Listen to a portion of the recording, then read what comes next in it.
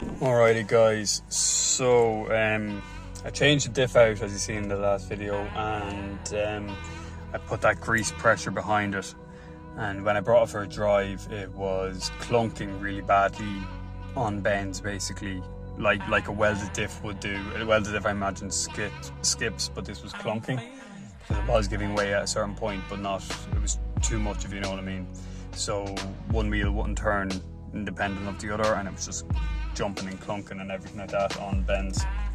I only went literally a kilometre and turned around and came back to the workshop.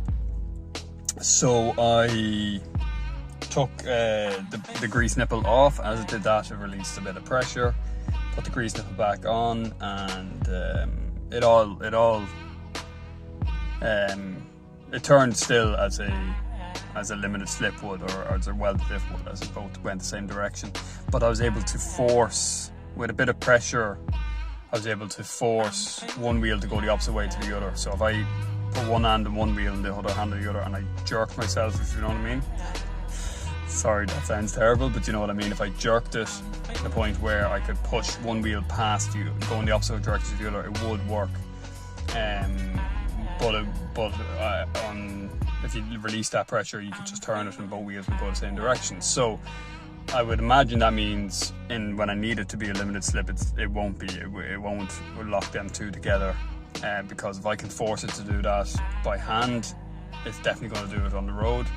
So I need to now figure out what amount of pressure to put back into that system so that it works perfectly and doesn't jump and skip and clunk and everything like that when I'm just driving down the road,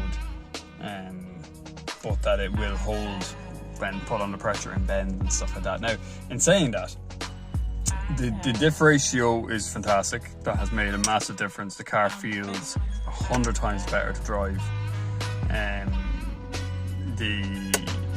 it just feels like the power feels slower and more sluggish. That is true, but it definitely feels a hell of a lot better to drive when you're cruising down the road. The revs are at the right point. Everything feels nice about the car. So I would recommend that as a change for somebody, absolutely 100% wholeheartedly. But I do want, and I think it feels slightly better on the bends, but again, that might just be in my head.